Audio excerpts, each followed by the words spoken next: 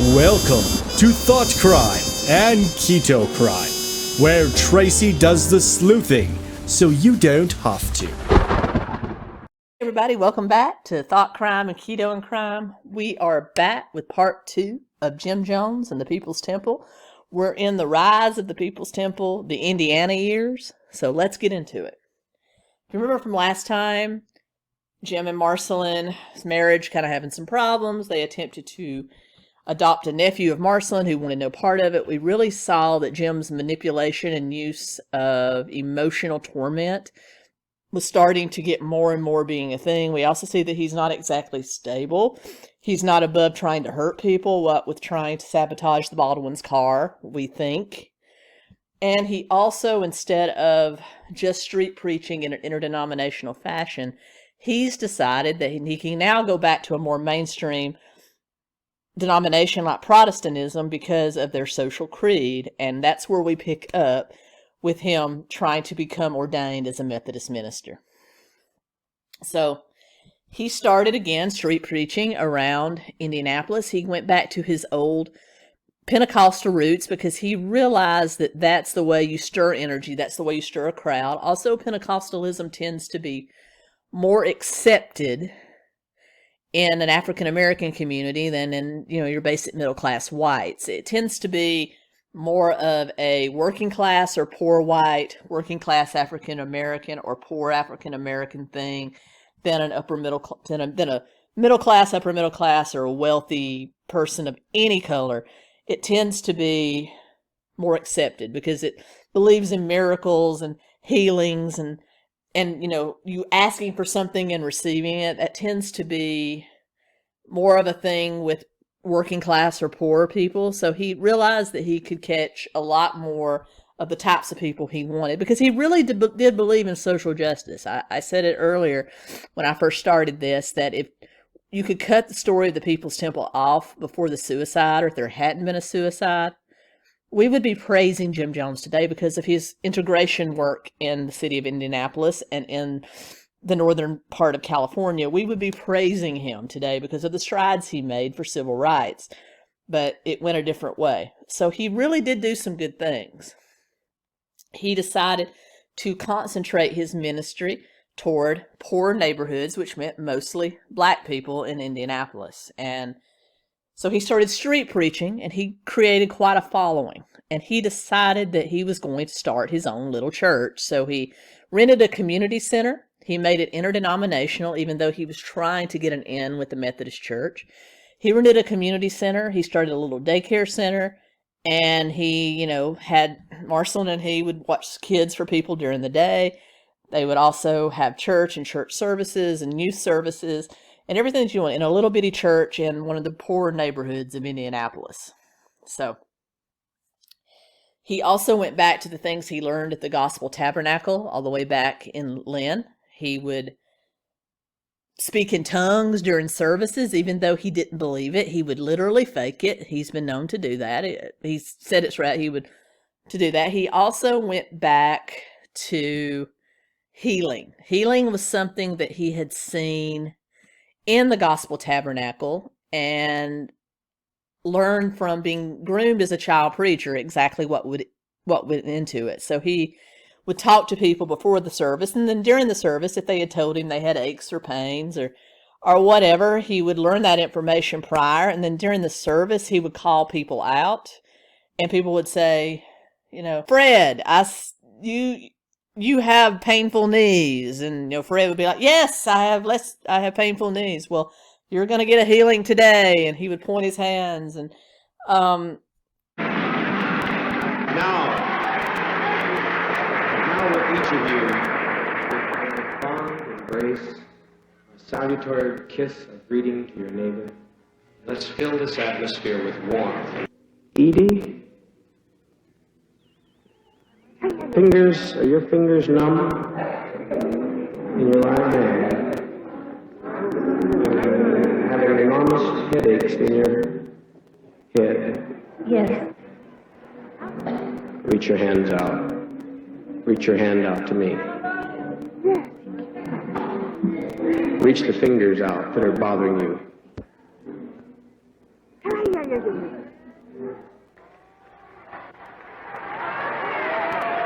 is the pain gone?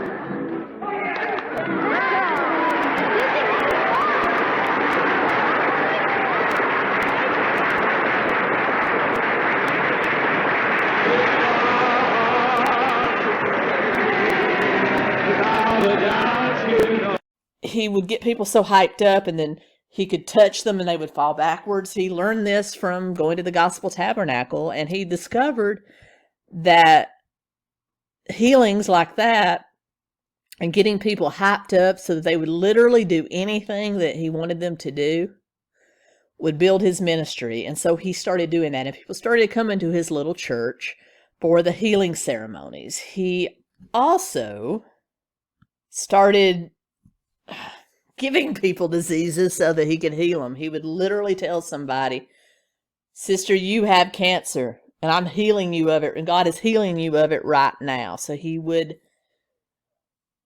literally like give people an illness so that he could heal them. I mean, any trick you can think of.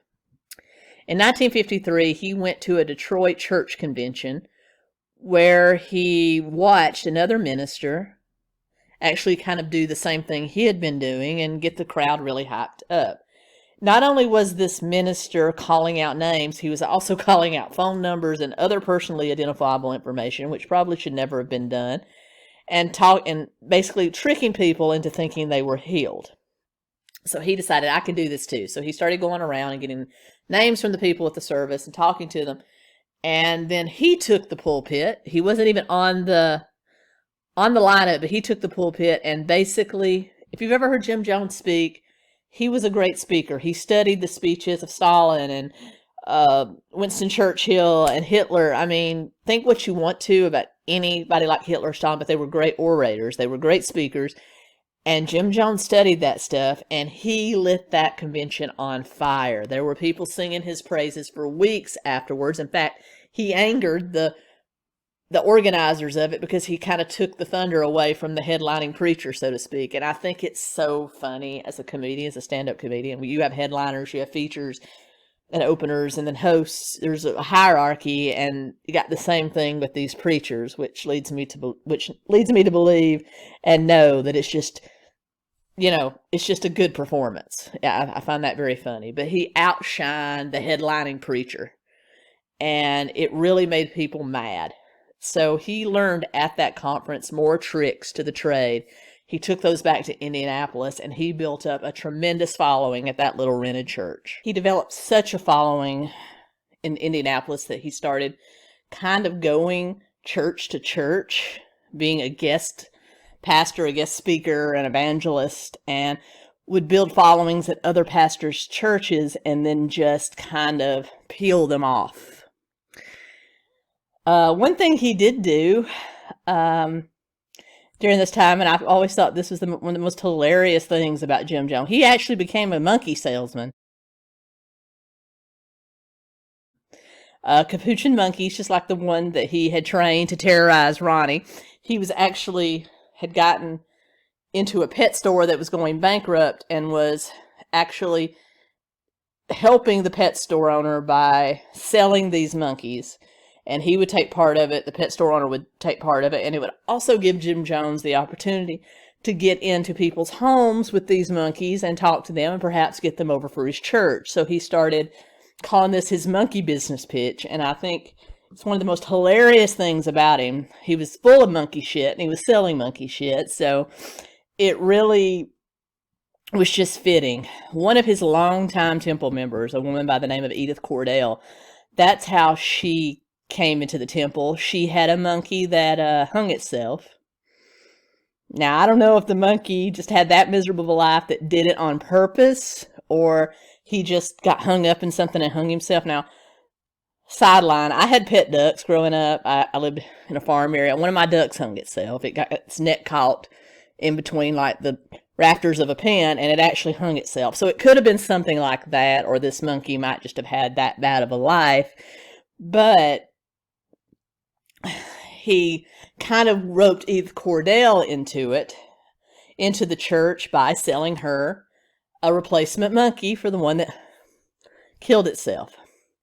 Also, from the community church, he and Marcelin actually adopted a young girl named Agnes who had a very bad home life, and she also had a severe speech impediment. She stuttered a whole lot, and they took her in and actually legally adopted her.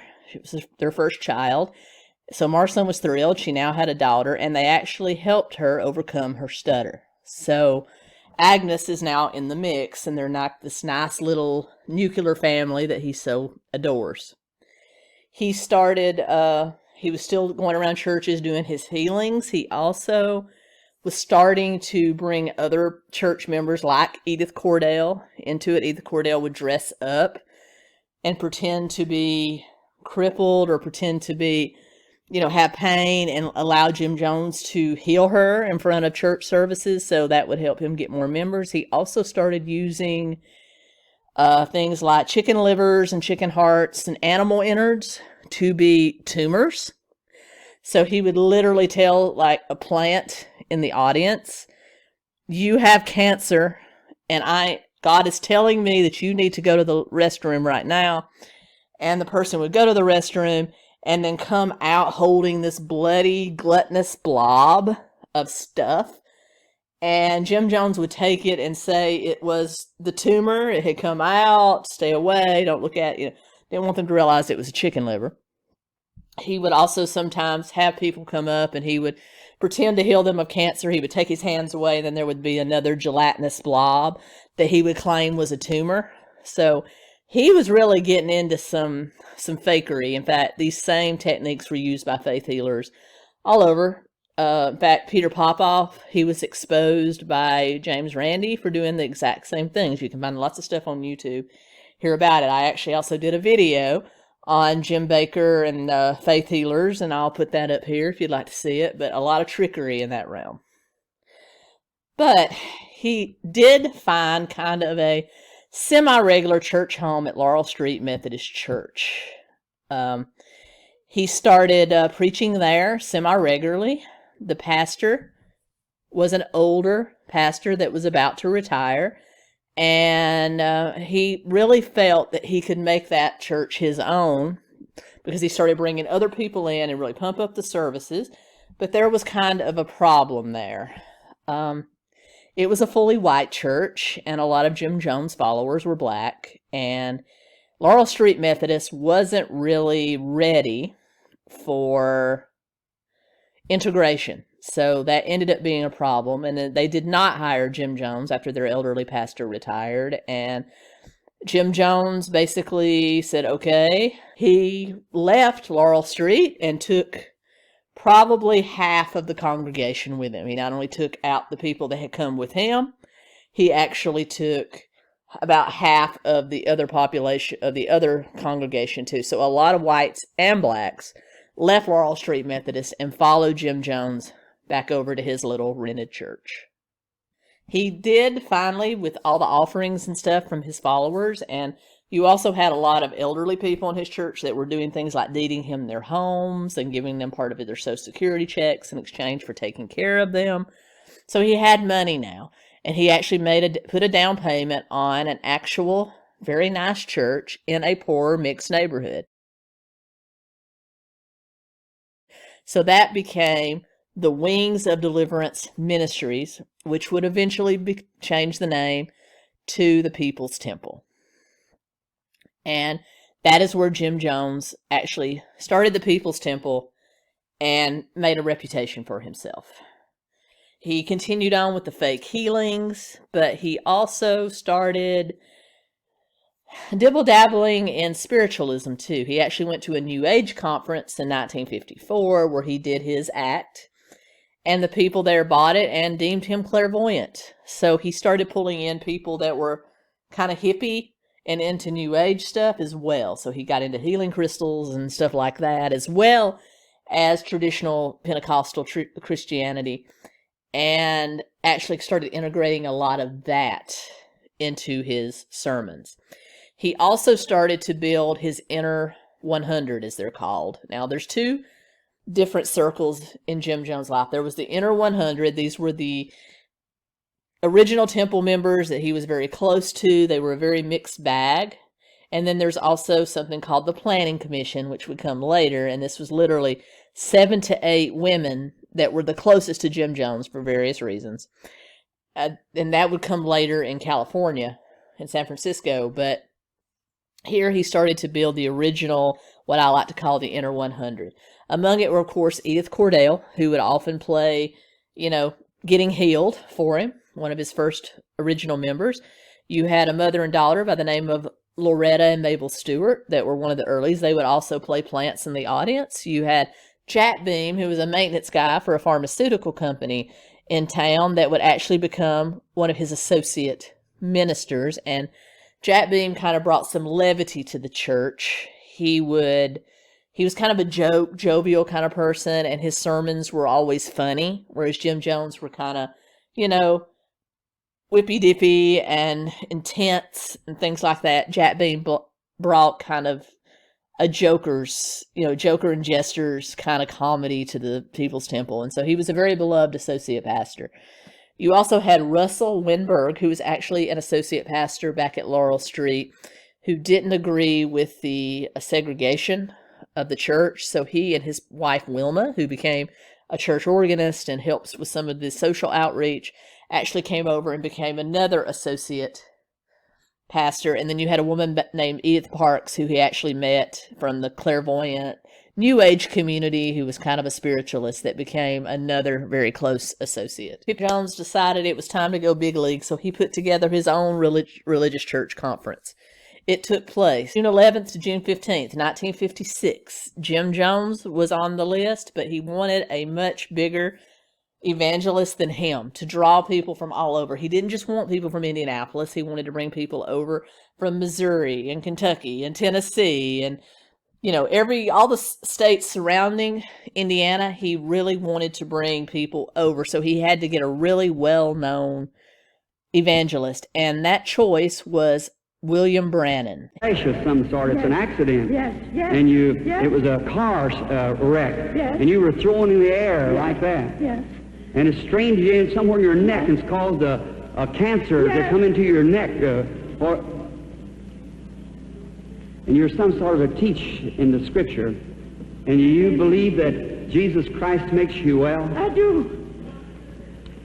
Father God, in the name of thy Son, Jesus Christ, on the authority of God's Word by a dying woman, I ask this evil thing to leave her. Satan, you are exposed. So come out of the woman as the Church of the Living God calls for you to leave in the name of Jesus Christ. Amen. Thank you. Thank you. Now, Sister, just a moment. I just want to talk to you. Of course, you know it's gone now. Oh, yes. It'll stay that way. See how your throat left? Oh, yes. Mhm. Praise the It's Lord. all gone from her. The garter has left her throat, and God bless you. Go on your road now and be thankful, and happy and rejoice, and be. I adjure thee to leave the child. Come from it. You believe you're going to get well now. God bless you. Turn around, wave to the audience.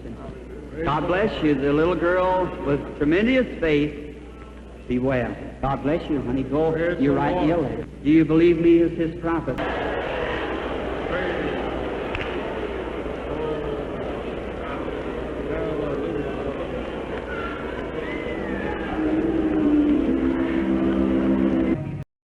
He actually was one of the earlier very popular evangelists. He almost took on a deified status among his congregants. He was he was from Texas and also had churches that followed him in Arkansas and Arizona, all over the place. They were actually called the Brahmanites. They actually considered him on par with Jesus. That's how big this evangelist was. And he was an old-timey Southern Pentecostal preacher.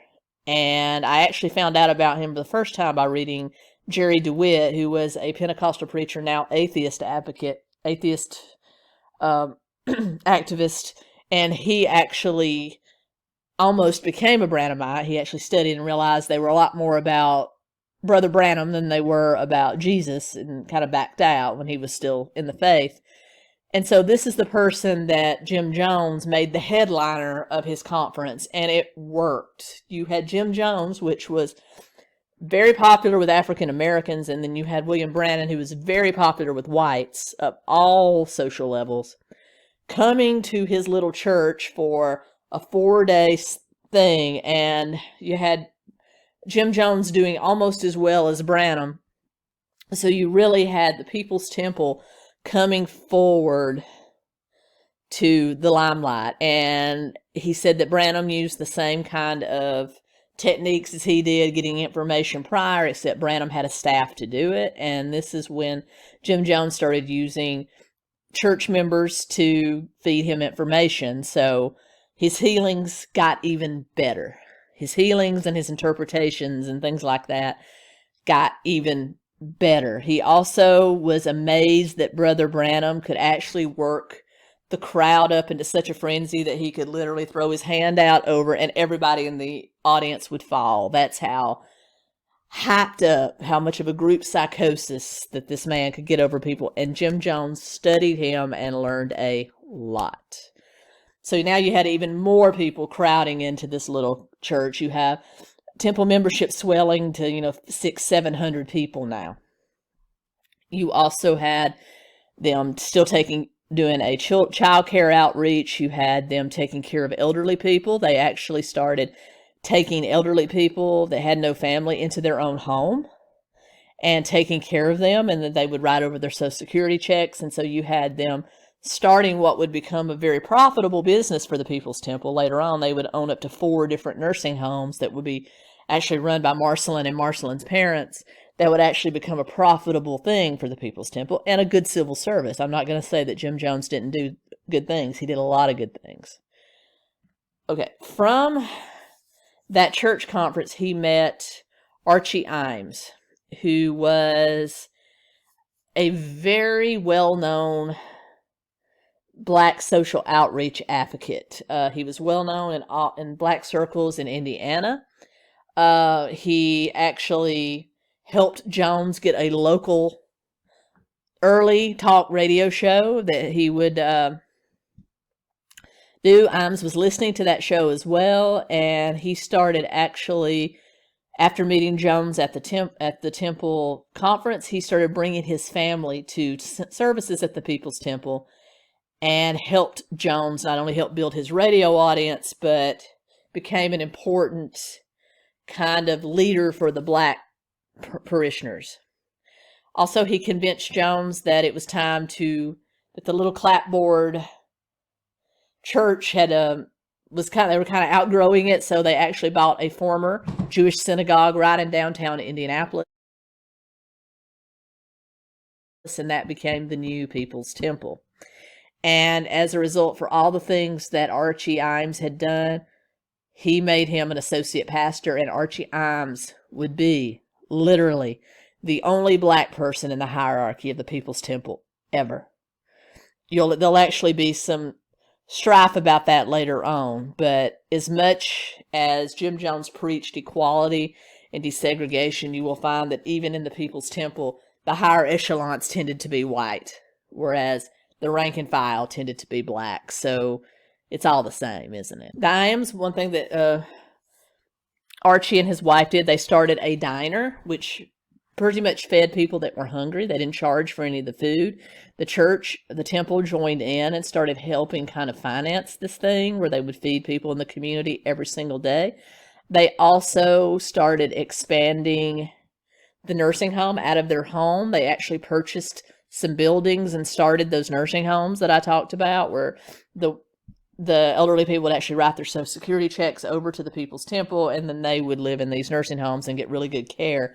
Marcy started out doing it out of her home, and then they bought 2 other buildings and moved it there. They had, 50 or 60 seniors that lived there, and she actually brought in her parents, the Baldwins, to help Walter and Charlotte to help with that. So this actually started turning a profit.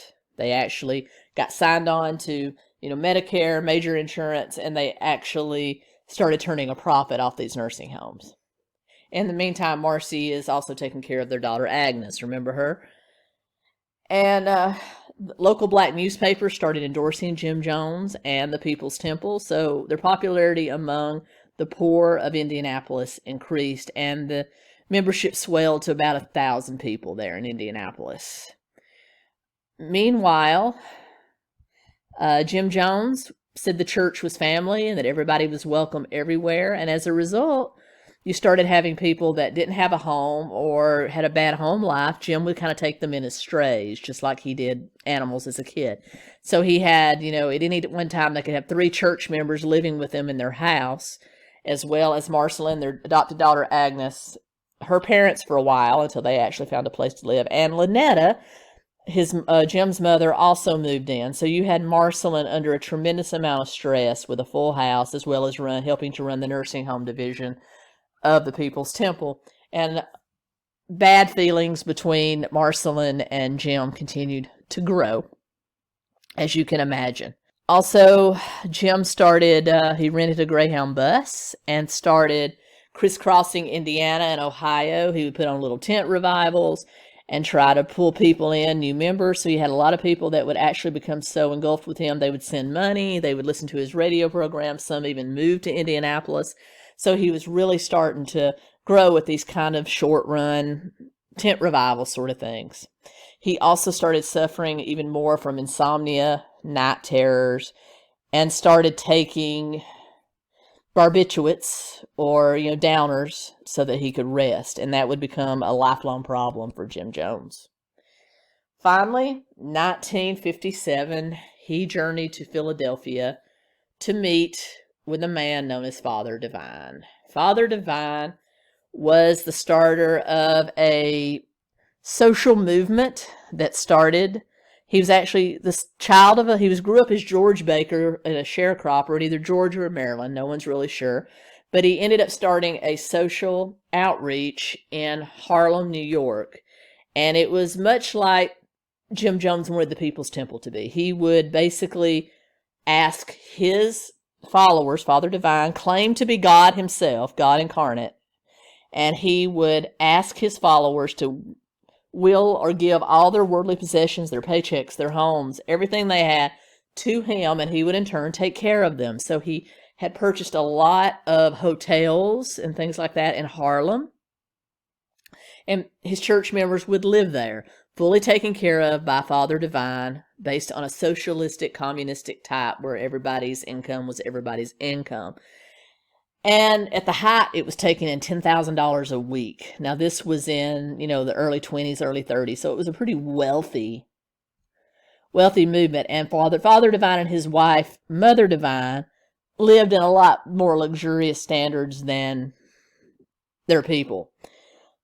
But after the Harlem riots of 1935, they got involved with an actual communist party, the Communist Party of the United States. They got into a kind of a war of words with them, and the movement turned almost violent in a way. There were a lot of riots, a lot of protests, and they were kind of chased out of New York. But they set up residence in Philadelphia. Same thing, he bought hotels where his members lived. He had a huge mansion on the outskirts of Philadelphia, and this is where Jones actually met him. Among Father Divine's doctrine was a doctrine of celibacy. He believed that the world was definitely overpopulated. He claimed to be a communistic capitalist, which I find that just... He believed that you should make as much money as possible, but that should go for the common good, I guess. But when I say common good, it means mostly to him and a little bit for his followers. He took care of all of his followers' needs. He encouraged celibacy because he believed the world was overpopulated. He also believed that if you were a member of his flock, that everything belonged to him. So you had no right, you had absolutely no rights to anything outside of the church. So he is the one that turned Jim Jones on to not only a doctrine of celibacy, but also a doctrine of complete surrender, because Jones was having some financial problems, even with the nursing homes and everything. The profits from the nursing homes were more than eaten up by the feeding the hungry, and he was asking Father Divine, how do I do that? He says, well, you can't do that on just the normal tithe that people would give you, so you have to ask for everything. So he told him basically, ask them for their entire paycheck, and then in the turn you would take care of them. And slowly, that's what Jim Jones started to do. Incidentally, Father Divine had 2 wives. His first was Penina Divine, who Mother Divine, and then later on she died, and he married a young Canadian woman by the name of Edna Rose Richings, a white woman, young blonde, blue-haired, blue-eyed, and he actually kind of justified marrying her by saying that the Mother Divine had come back to life in her body. So that's the kind of people we're dealing with here. And so Jim Jones fell in love with Father Divine's message and brought it back to Indiana with him. He started talking about how celibacy was the way to go, how they should be chaste, and how they should not have children, but only adopt children. Even his mother got all over him about this. She said, "You just went one step too far, Jimmy. This is not good." And Jimmy rebuked her, saying, "I know what I'm doing." And he started really fostering a us versus them. He told them that his way, their way, was the best way. It was the way for complete social justice, complete equality, everyone taken care of, and the outside world was bad, and anybody against them was bad, and they should hate anybody that's against them. So he really started to foster a feeling of making outsiders the enemy, and this would become a running thing with the People's Temple. Also, a little bit of hypocrisy there. Marceline actually became pregnant during this whole celibacy, the start of this whole celibacy. So there was a lot of rumors around. And I've often wondered why Jones just didn't use it to his advantage and say it was an immaculate conception. But he didn't. He had to get up and admit, I don't practice what I preach. Late 1957, early 1958, Jones started calling his church family a communalism situation. It was based on Stalinistic communism, and Marxist communism, but it was really, he called it communalism, and he really started bringing in the idea that you should give all your worldly possessions to the church. Unfortunately, a lot of the Midwesterners in his congregation were staunch capitalists, and they weren't quite buying it. They might give a little bit more on Sunday, but they weren't convinced they should give the church everything. So it only partially worked. So he decided that the recent revolution in Cuba, we're talking when Fidel Castro overthrew the Cuban government in the 50s, that perhaps that was a good place to look for new church members. So he actually went to Havana and actually started scouting for recent Cuban refugees to bring them back to the United States, making them members of this church, because they were already indoctrinated communists. So he figured they would be down with the complete surrender of all possessions to the church. So he made a couple of trips down to Miami and stuff looking, and later on he would go to Havana. Also in 1958, he decided they needed to expand their family. They needed to practice what they preached about adopting children, and they adopted a set of brother and sister from Korea. It was during the Korean War, so they brought in a couple of Korean refugee children. Their names were Stephanie and Lou Eric Jones, and Marcy was delighted. They were her pride and joy. She loved them. She loved Agnes. She doted on her children, but things with Jim kept getting worse and worse, and it would often break out into physicality. There's even a rumor that he once kicked her in the stomach while she was pregnant. So, yeah. Later in 1958, Stephanie would be tragically killed. Little Stephanie would be tragically killed in a car accident returning home from a Cincinnati revival meeting. They were all driving in separate cars, and the driver of her car tried to pull out to pass a truck, didn't quite make it. Everybody in the car was killed, including Stephanie. And Jones would use this as everything he did was for showmanship. So he would use this as a way to show how clairvoyant he really was. He would say that he dreamed something happened to Stephanie. He had a premonition. Also, Marceline said that she had a dream that Stephanie came home that night and she put her to bed. And then when she woke up the next morning, she found out that her daughter was dead. So little bit of weirdness there.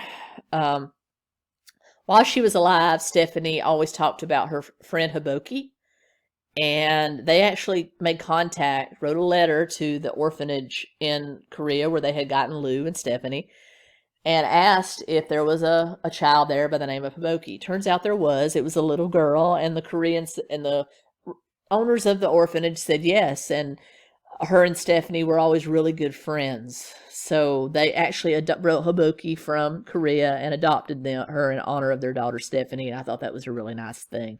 They changed her name to Susan. And also Marcy, later on in 1958, would give birth to their only natural child, Stephen Gandhi Jones. And not long after that, they adopted they were the first white family in the state of Indiana to adopt a black baby.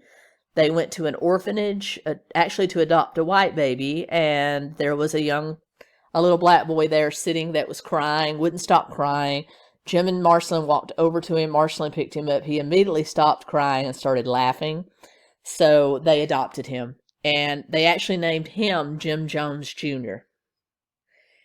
And I often wondered what their natural son, Stephen, really thought of that. And we'll find out a little bit later. He didn't always take it as well as he should. And then later on, they would adopt yet another boy, a white boy from the church. Tim Tupper was his original last name. Was from a very dysfunctional family. They would later adopt him, and he would become Tim Jones. So now we have Agnes. Stephanie passed away, but we have Agnes, Lou, Susan, Jim Jr., Stephen, and Tim. So 6 children now, as well as a house full of strays from the church that Jim brings home to take care of them. And it was not long after the start of what they called their rainbow family.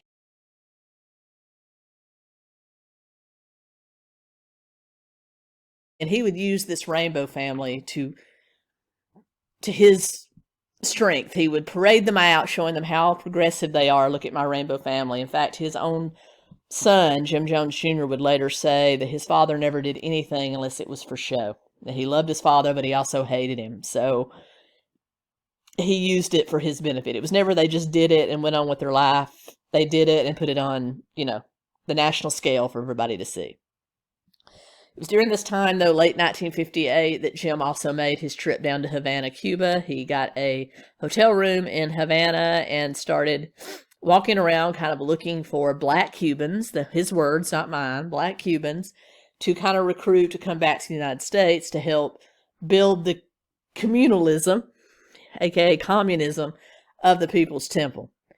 And he actually met one by the name of Carlos Foster. He was a Cuban of Jamaican descent, and he actually offered him $24 a day to help Jim Jones find others. So he got about 15 or 20 names and started trying to convince these people to actually move back to the United States, back to Indianapolis, and join his church. Didn't really work out that well because he was pitching something that didn't exist. He told them that they had farms in Indianapolis. They could all come and live and work in the fields, and they would be fed and have all their needs taken care of. That kind of sounds a little bit like slavery to me, but what have you.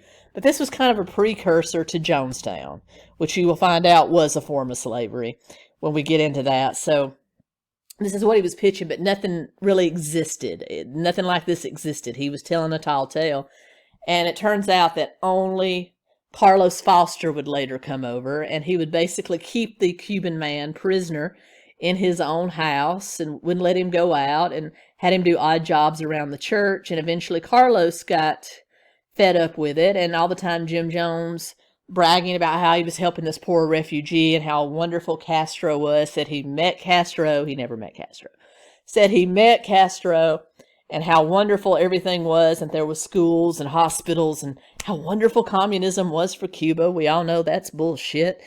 And he kept Carlos prisoner in his home, basically. Let him go out to do odd jobs and come right back in. Eventually, Carlos ran away, went to New York, where he said he had a girlfriend, and never came back. those communal farms never happened, at least not in the state of Indiana. 1959, Jim took another trip back to Philadelphia to visit a very ill Father Divine. He had a meeting with both Father and Mother Divine, aka the second wife, and he actually begged them to allow him to be the successor to Father Divine's empire. So he wanted Father Divine to name Jim his successor, basically say that when he died, he would come back in Jim Jones' body, as weird as that sounds. So Jim Jones would be in charge of not only Father Divine's congregation, but the People's Temple, and they could merge them. Mother Divine wasn't having it. She was named his heir, and she basically told him to amscray. So he went back to Indianapolis a little bit defeated.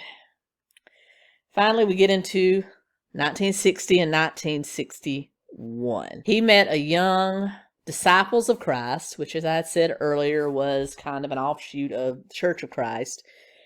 A young minister within the Disciples of Christ by the name of Ross Case. And he actually convinced Jim to pursue a merger and ordination with the Disciples of Christ. It would bring more validity to the People's Temple and also make them eligible for tax benefits. They would become tax exempt if they were an actual recognized church. And so Jim said, only for that reason, Jim said he would. So he started kind of, having interdenominational services with the Disciples of Christ. He would go to their churches. They would come to his.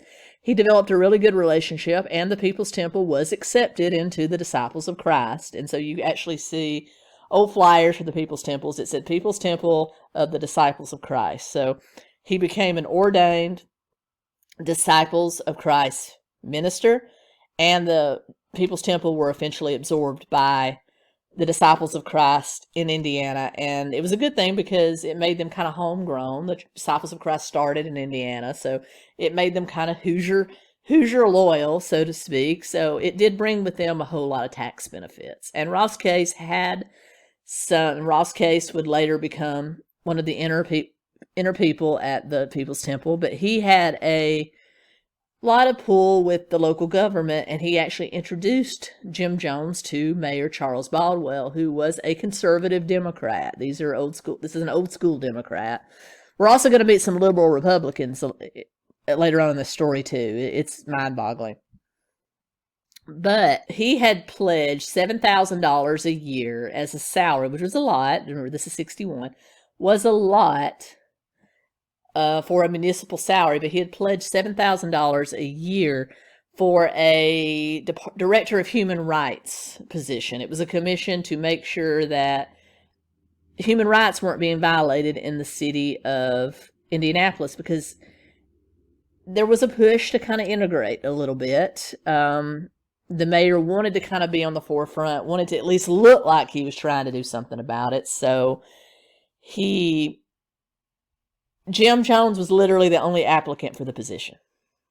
I've got to remember, the KKK still had a huge stronghold in Indiana, especially Indianapolis. So, yeah, Jim Jones was literally the only applicant. And he was interviewed by a panel. There was a rabbi, a Catholic priest, and a Protestant minister in there, and he got along really well. He bumped heads a little bit with the Catholic priest because, as the Catholic priest said, he was sickeningly Protestant. But they did recommend Jim Jones for the job, and he got it at a salary of $7,000 a year.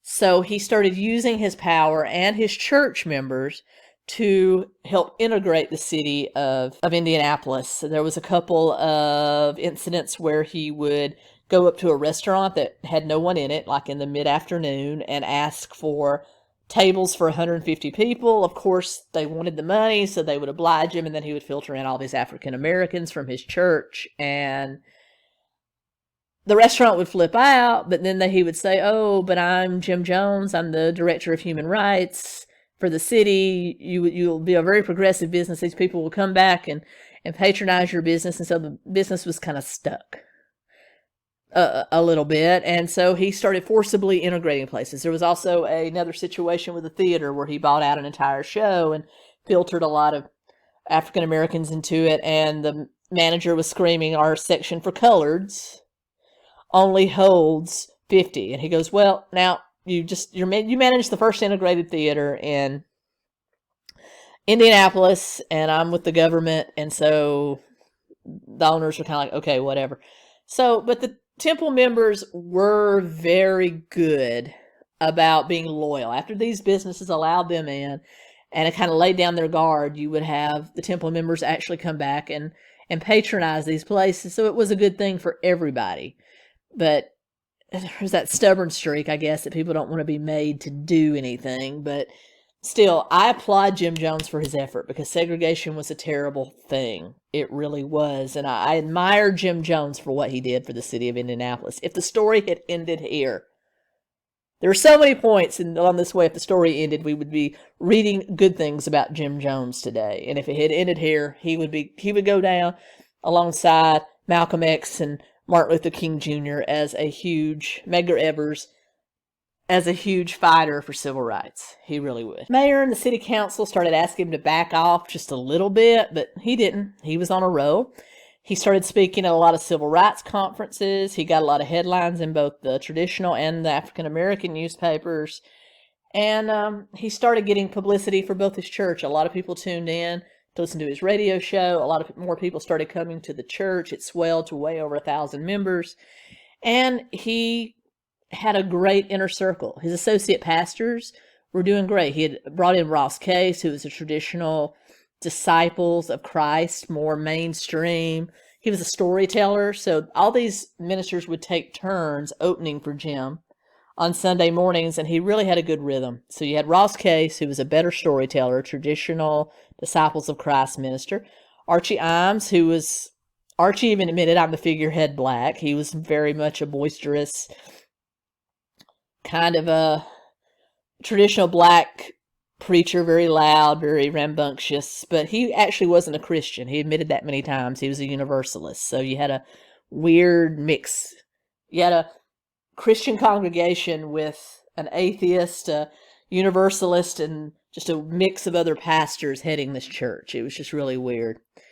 Then you had Russell Winberg, who came from Laurel Street Methodist, who was very Pentecostal in the way that he preached. And then you had Jack Beam, who was not a pastor at all, just a figurehead for the church, was just a boisterous kind of jokester. So you had a really good mix of people. But remember, the People's Temple was more of a social movement than it was a church. And we'll start to see them kind of drop the trappings of a church later on.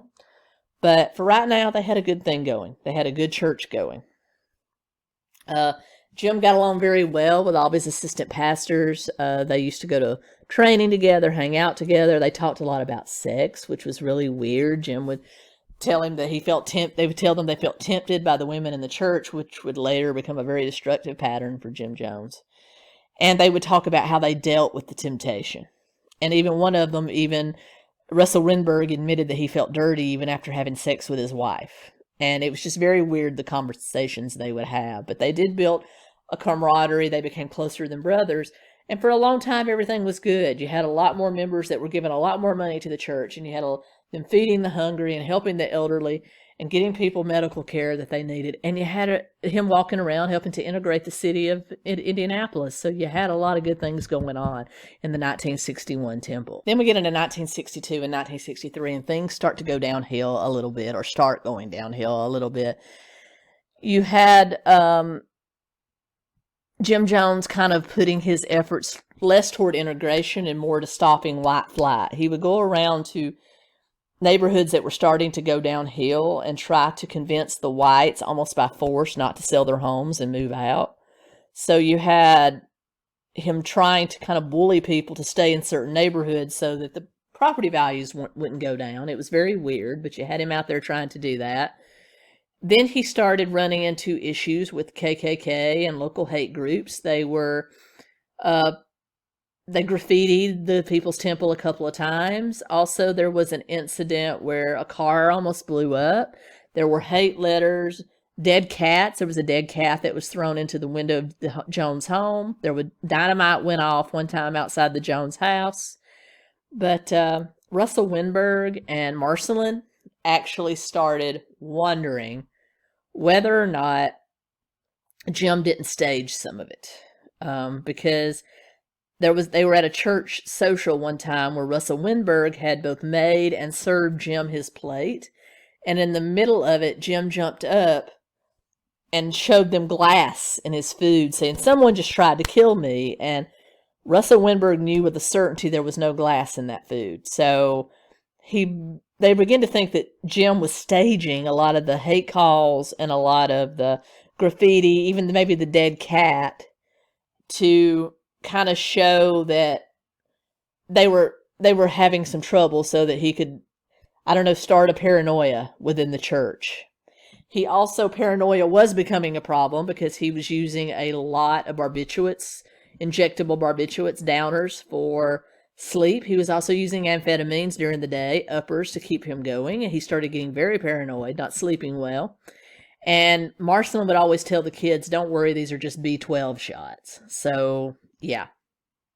He continued to push more communalism. He wanted more and more from the church. And Beam, who, like I said, his day job was a maintenance man for a pharmaceutical company. Eins was an old school capitalist too. They weren't having it. They all pushed back. They still had about half the congregation pushing back about giving all their possessions to the church.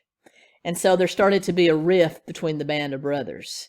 Very few of them gave up their possessions, and very few in the church gave up the possessions. They might give 20 or 30% of their paychecks on Sunday, but no one was giving up their possessions. It continued to just be the elderly without family that would give all their possessions to the church. Jim started being sort of a hypochondriac. He faked a seizure one time. He faked a heart attack. He actually, after the heart attack, was actually taken to one of the local hospitals. He had a black doctor. He made a big show of having a black doctor, and he was actually taken to one of the local hospitals. And because he had a black doctor, no one had actually looked at his chart to see that he was a Caucasian. They actually put him in a black ward because they had a black doctor. They assumed he was a black man. I don't understand how these people didn't know who Jim Jones was, but still. And so, as a result, they were trying to move him to the white wing of the hospital, and he basically got up and started bathing and changing the bedpans of the black patients around him. A little weird, but still a nice thing to do. And as a result, the hospital felt so guilty because here was not only a civil servant, but a well-known minister in the city, and they've treated him like this. So they actually integrated the hospital after that point. So there was another good thing he did, though in a very weird way. Then he had a vision of the apocalypse, he said, while in the hospital. He said he had a vision. Remember, we are in the throes of the Cold War now. He had a vision of a nuclear apocalypse that was coming, and he knew that Indiana was not safe, so he was going to look for a place to go that would be safe in the event of a nuclear holocaust. And there was actually an Esquire article that came out that listed 7 of the safest places in the world to be a nuclear war. There was only one American place in there, and that was Ukiah, California, but it did list a lot of South American countries. So Jim decided to visit some of them. One of them was Guyana, which he would later on go to. Brazil was another, and Hawaii, interestingly enough. Remember, Hawaii only became a state in the 50s, so it was still very foreign to most Americans. So he did go down and visit Ghana briefly. Didn't really appeal to him.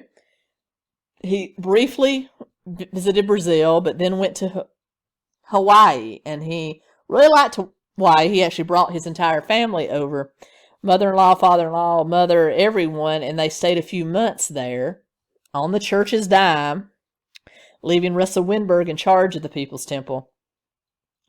And they stayed in Hawaii a few months, but Jim decided it was just too expensive for the People's Temple, so he was sold on Brazil, because Brazil was it was a socialistic type of government, and it was also very inexpensive to live there. So he decided that he wanted to try to start a People's Temple mission in Belo Horizonte, Brazil. And eventually moved the entire church there because they would be safe in the case of a nuclear holocaust. He took his family and went over to Belo Horizonte, Brazil, and there he met a young Assemblies of God missionary by the name of Edward Mahmann and his wife Judy. They started communing very heavily with the Mahmanns, and he actually developed, Marcelin did, a very good relationship with their oldest daughter Bonnie, who was starting to have some friction with her parents, as teenagers do. And she became kind of a confidant for Marcelin. They would, hang out, go shopping, they would dance, they had a really good time. And so Bonnie actually moved in with the Jones to kind of be a nanny to their younger children while they were there. And all the time as Jim is out communing with Edward Mahmann, trying to find a suitable property for the People's Temple to purchase in Brazil, and Mahmann was helping him because Mahmann ran a very large Assemblies of Christ mission center there, and he started kind of integrating them with the Brazilian culture, teaching them Portuguese, all this stuff. And so Marcy, each night that she cooked dinner for the kids, she would also cook enough and feed a lot of the people in the neighborhood. So Bonnie really fell in love with the way they were doing things. And she really began idolizing Marcy and Jim. Brazil had been kind of a socialistic country, but now it was taking a hard swing left toward more Castro-like communism, and Jim really loved this. He thought, this is perfect. I get people here. They have no choice but to live the way I want them to live. Jim and Pastor Mahmann would spend a lot of time together, and Jim would kind of question him to see where his ideology lies, and it was very much traditional Pentecostalism. Assemblies of God is a Pentecostal or holiness religion.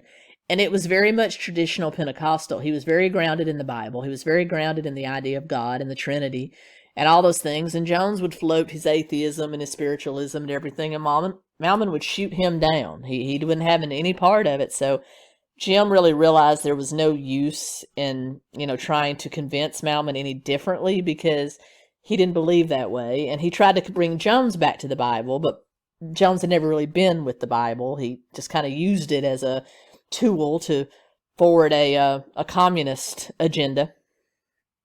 And Jim thought he needed some backup. So he called back up to Indianapolis and actually convinced Jack Beam and his family to come down to kind of help speed things along. And he actually told Jack to fake his passport application if he had to get down there. But the Beams actually did get there. And together they both started to work on Mahmann to try to bring him into the fold. One thing Jim did realize that Mahmann was brilliant in running a business. He ran the mission that was there on a thin penny, and so he realized maybe he could be the one to help get the People's Temple finances in order because it was getting too much for Jim. Also, Beam told him upon arrival that things were getting bad in Indianapolis. They were really, most of the People's Temple was really upset that so much of the money was being filtered down to Brazil for the Jones family to live on and to look for properties and things like that in Brazil, and that not enough of it was being used there in Indianapolis also. But Russell Winberg, who Jim Jones had left in charge, was actually turning the church into a traditional Pentecostal church. So it was going back to the Bible. There had been a swing away from the communalism because most Christians are capitalist, traditional Christians. So it was taking more of a capitalistic swing, and people were going back to just tithing 10% instead of giving more. So everything was starting to fall into disrepair, and as a result, the church was having difficulty paying its bills. They were getting collection letters. They had to do cash on delivery for the food they used to feed the poor. So he told him just how bad it was getting because Winberg was taking it back to a traditional church. Jack Beam and he kind of discussed the atmosphere in Brazil and realized with the Assemblies of God already having such a hold there in the missionary world, as well as a lot of the people there being of a voodoo type religion, that there was no part for them. But Jim did go out and study that voodoo type religion and learn some tricks from it. Tricks to make people, tricks to make people believe that he had more power than he did. So he did study it and brought some of that voodoo culture into his own mixed theology. But he also learned that Assemblies of God owned the area, and there was no hope for them in Belo Horizonte. They had to go elsewhere in Brazil if they really wanted to have a chance at starting their own mission. So he actually picked up his family, and they moved to Rio de Janeiro for a while, and with the hopes of starting a mission there, a People's Temple mission there. Bonnie Mahmann actually went with them. She was planning on staying with them until she started Bible college in Minnesota in the fall. While in Rio, they started an orphanage. They started an outreach for the poor, and rumors abided that Jim actually started sleeping with some of the politicians and diplomats' wives in Rio to get donations for his center. Now, no one knows if this is actually true or if this is just a rumor that Jim Jones started, but supposedly he, with the agreement of Marcelin, would have sex with diplomats' wives to get more money for their orphanage and their outreach in Rio. Also there, his mental illness started to take a turn for the worst. Finances were so bad for the church that they couldn't send money there to them as they had in the past. So things were just getting pretty dire. Again, he did learn from the voodoo religions of the area some more trickery. He also learned that started learning that the ends justify the means, that anything is okay as long as the outcome is good or what you want. So that would actually dictate a lot of his policy later on. Mahmann tried to counsel him from a distance, but they discovered Jim didn't really want to listen. So one day Edward Mahmann called him up and actually said, hey, we're going back to the USA for a while. We want to get Bonnie enrolled in her college and stuff. But Jones actually then convinced them, after they dropped Bonnie off in Minneapolis, could they please come to Indianapolis and help him get the church back on track. He really thought that Mahmann could help him financially get the church back on track. So Mahmann felt bad for him, so he said sure. So they took Bonnie up, got her enrolled in college, and then came down to Indianapolis to help Jim get the People's Temple financially back on track.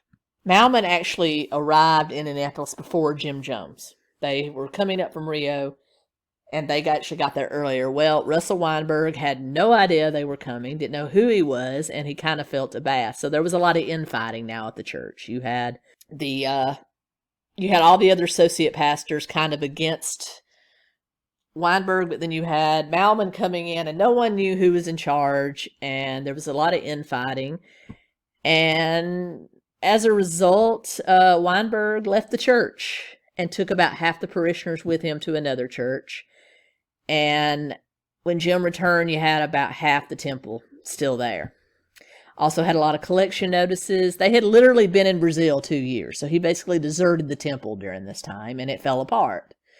So Mahmann kind of helped him financially get back to where they could pay their bills on the income, got everything back on track. But there was still a lot of things to be repaired around the church. And one morning, Jim and Mahmann went up to the roof of the church to patch a hole.